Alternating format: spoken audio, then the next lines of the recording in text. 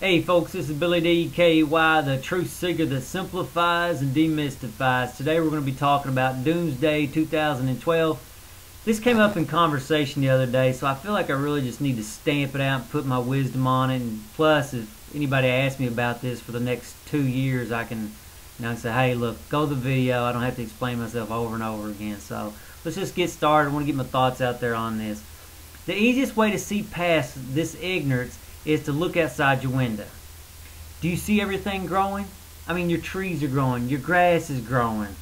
Everything is growing outside your window. It wants to grow. It's because the universe wants to grow everything. That is the way the universe works. Now, sometimes the universe may trick you, it destroys things, but actually it's really growth disguised as destruction. Like when the dinosaurs went extinct. If the dinosaurs didn't go extinct, who knows? Maybe we wouldn't be here. So that was the destruction, is actually growth. So don't get caught up in that ignorance either. Anyway, are you starting to see how it works? That's how it works. Everything wants to grow. The world's not trying to destroy you. You can, let that fear go. It's the next topic. In short, all worrying about doomsday is ego. What are you worried about? You're worried about yourself. You ain't worried about what's going to happen in the universe. You're worried about you dying. Don't worry about it. If you're going to die, you're going to die anyway. Just get over it. Next point. Instead of getting caught up, let me start off. Instead of getting caught up in doomsday, look at how others love to get caught up in fantasyland. People love to fantasize about the world dying, blowing up, and it ain't just, now science is getting caught up with, I watched on the History Channel, I was like, oh my gosh, there's so many things, and Nostradamus, and, just get over it. Next point. If people didn't love Fantasyland, movies wouldn't be so popular. So people absolutely love to be caught up in Fantasyland. Reality is the last thing people really want. So that's why I say people love illusions and they hate reality. And that's probably why they don't like me most of the time, because I'm all about reality. Give you some perspective from a man who lived a long time ago. Lao Tzu, 2,500 years ago, said, knowledge of the future is only a flowering trapping of the Tao. It's the beginning of folly. You cannot know the future. Even science, science likes to claim that it can predict the future, but it really can't predict. I mean, it might be able to put a good probability on it, but it can't really predict the future because it doesn't know everything. And if you don't know everything, you can't predict everything. So it's just the way it goes.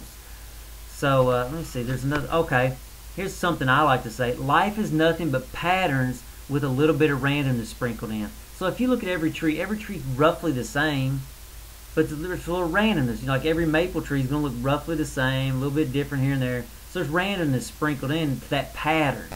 And so all of life is that way. It's just patterns with a little bit of randomness. Well, that randomness starts piling up over time, and you really can't predict things. So, and I've worked in the actuarial field, and I mean, I'm telling you, our predictions weren't necessarily good. I mean, we predict things. It might be the best guess you could have given, but very rarely did it work out the way we said it was going to. So, I don't have a whole lot of faith in predictions. Next point. I think I may have already said this. Yeah, I did. Nobody really knows what is going to happen in the future, including science. Nobody of the past had figured it out. So nobody's figured it out what's going to happen when the Doomsday. The Bible's doesn't have it figured out.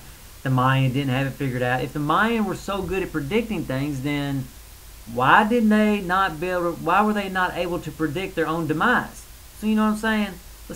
If you can't predict your own demise, then don't think you're going to predict the end of the universe. It's lunacy. Okay. The Mayans may have had a great calendar, but they didn't predict the end of the time. Could the Earth end 2012? Of course it could. Will it? Probably not. I don't think there's any more likelihood the Earth's going to end on 2012 than it is tomorrow. So, or 2014 or 2115 even. I mean, it's just, it's fantasy land. Let's see if there's anything else I want to say on this. Oh yeah, there's a little bit more. Okay, now this is sort of a funny story.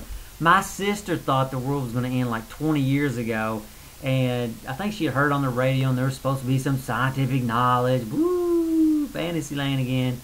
And at the time, I thought it was hilarious. I was probably, I don't know, 15, maybe 17, something like that. And so I was like, okay, I said, I'm with you. I said, how confident are you? She said, I think it's going to happen. I was like, okay, let's bet on it then. And so basically, the way I looked at it, if the world's going to end, I ain't going to have to pay the bet. And if the world doesn't end, then I get paid. So either way, I win. So my point is, if you find somebody that really claims that the world's going to end in 2012, then just bet on them. You can't lose. It's a win-win situation. If you win the bet, you know. So anyway, that's all I really have to say about it. I just want to get that out and try to stamp it out a little bit. Anyway, talk to you later, folks. If you wouldn't mind, please rate the video. Later.